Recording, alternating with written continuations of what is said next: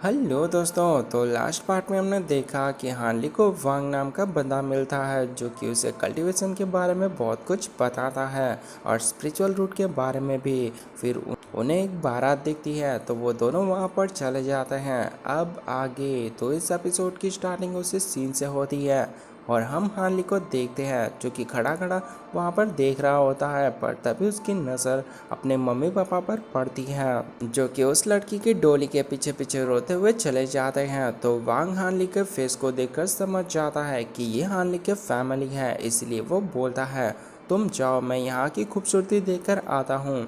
फिर हार्ली अपने main gate के पास आ जाता है। तो आते ही वो उस गेट को खोलता है तो उसे लिटिल हार्ली और लिटिल लिंकर दिखती है जो कि खेल रहे होते हैं। फिर वो दोनों अंदर चले जाते हैं तो हार्ली भी उनके पीछे पीछे अंदर चला जाता है। तो वो देखता है कि उसका पूरा परिवार बैठकर एक साथ खाना खा रहा है। तो ये देखकर हार्ली को बहुत खुशी होती है, पर देखते ही देखते वो सब गायब हो जाते हैं। तो हार्ली अपने मन में बोलता है मम्मी पापा और मेरी प्यारी लिंगर, मैं आ गया, पर मुझे माफ़ कर देना, मुझे फिर से जाना होगा क्योंकि मुझे एक पावरफुल इमॉर्टल बनना है। और मेरी प्यारी लिंगर, तुम अपनी न्यू लाइफ को एंजॉय करना और मुझे माफ़ कर देना कि मैं तुम्हारी शादी को अटेंड नहीं कर सका। फिर वो उस टेबल पर एक पिल की बोतल रखता है और जो उसने 7 मिस्टीरियस सेक्ट में पैसे कमाए थे वो भी रख देता है। फिर वो लिंगर का दिया हुआ गिफ्ट भी रख देता है। फिर वो उन्हें गुड बाय बोलकर रोते हुए वहां से निकल जाता है। फिर वांग के पास आकर उसे ग्रीट करते हुए थैंक यू बोलता है। तो वांग स्माइल करते हुए जाने लगता है। तो हार्ली भी वांग के पीछे पीछे जाने लगता है। फिर इन दोनों का सफर ऐसा ही जारी रहता है। फिर वांग हार्ली को बोलता है तुम्हें पता है कि साउथ वैली को द ग्रेट साउथ वैली क्यों कहते हैं? तो हार्ली बोलता है ना भाई, मुझे तो कुछ भी नहीं पता है। तो वांग बोलता है क्योंकि वहाँ पर इमॉर्टल असेंबली है इसीलिए, और वहाँ पर हमारे जैसे कल्टीवेटर इसीलिए ही जाते हैं ताकि वो उन सेक्ट्स में ज्वाइन हो सके। और उन सेक्ट के नाम है market moon sect, yellow maple valley sect, फिर स्पिरिचुअल बिस्ट माउंटेन सेक्ट, फिर क्लियर वॉइड सेक्ट, फिर साइबर ट्रांसफॉर्म सेक्ट, फिर हेवनली एम्पीरियर सेक्ट, फिर ग्रेट सॉर्ड सेक्ट। और ये सब बातें करते हुए ये लोग एक माउंटेन के पास पहुंच जाते हैं। तो वांग बोलता है इस माउंटेन के आसपास जितने भी क्लाउड्स है वो सब मॉर्टल्स को डराने के लिए है। फिर ये दोनों उन क्लाउड्स के अंदर चले जाते हैं और थोड़ा अंदर जाने के बाद वांग सडनली गायब हो जाता है।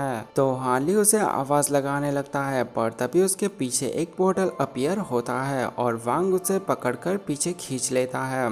और पोर्टल के उस पार जाने के बाद हार्ली चौंक जाता है क्योंकि वहां पर कल्टीवेटर्स के साथ साथ आर्टिफैक्ट्स की भरमार होती है। तो वांग बोलता है हार्ली इतना भी मत चौंको क्योंकि इन चीज़ों को खरीदने के लिए तुम्हें भी अपने स्पिरिचुअल स्टोन देने होंगे या फिर अपने आर्टिफैक्ट्स। पर तभी हार्ली की नज़र एक टावर पर पड़ती है तो वो बोलता है ये कितना खूबसूरत है। तो वांग बोलता है वो तो होगा ही ना क्योंकि यही तो है इमॉर्टल असेंबली। फिर वांग वहां से जाने लगता है क्योंकि हार्ली पहली बार इतने आर्टिफैक्ट्स को देखकर चौंक जाता है और वो सभी दुकान के ऊपर ही देख रहा होता है।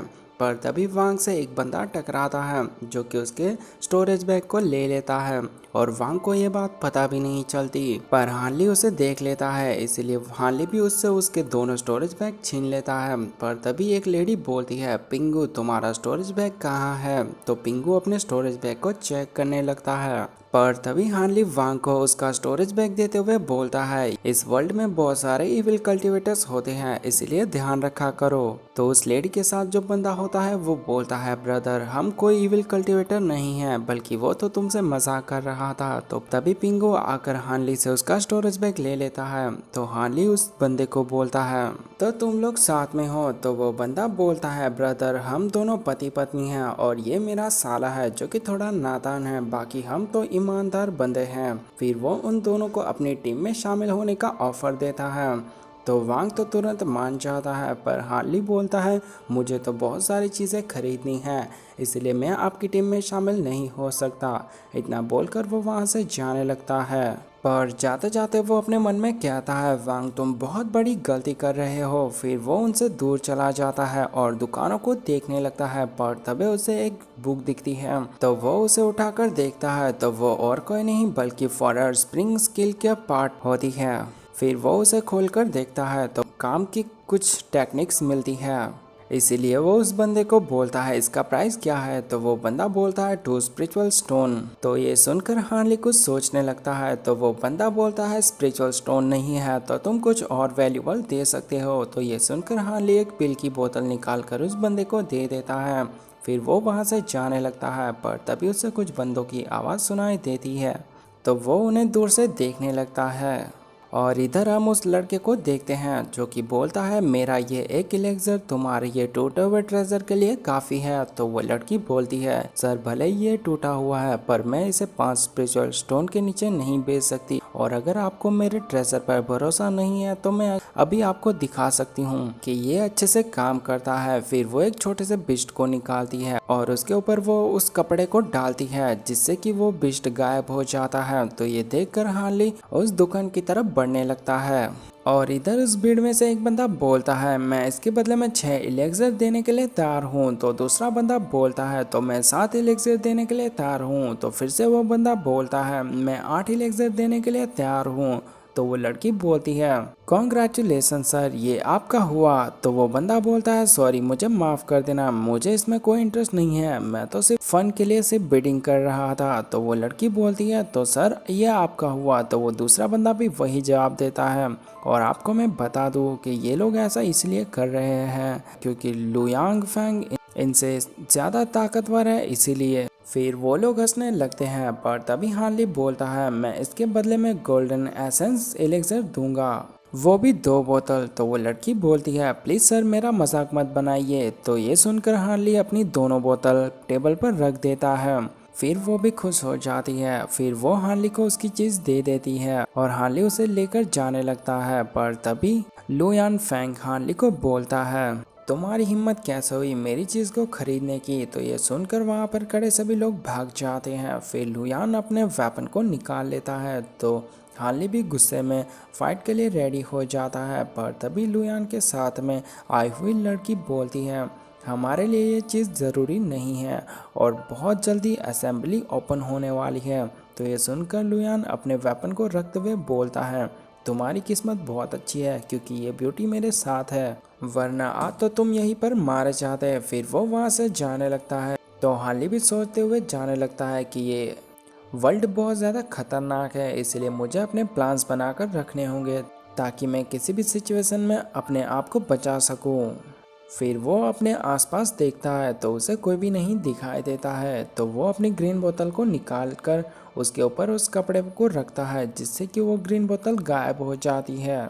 फिर वो अपनी बोतल को रख देता है, पर तभी वही लड़की उसे आवाज़ लगाते हुए वहाँ पर आ जाती है और हार्ली को थैंक यू बोलते हुए एक गोल्डन ब्रश दिखाती है और बोलती है ये स्पेशली मैं आपके लिए लेकर आई हूँ। और इसके लेवल्स की बात की जाए तो ये 2nd लेवल डिमोनिक बिस्ट जितना स्ट्रॉन्ग है और इससे आप पावरफुल तिलिस्मान बना सकते हैं। तो हार्ली उसे पूछता है इसका प्राइस क्या है। तो वो लड़की बोलती है 2 बोतल इलेक्सर। तो ये सुनकर हार्ली अपने फेस को दूसरी साइड कर देता है। तो वो लड़की एक बुक निकालती है जो कि तिलिस्मान की होती है।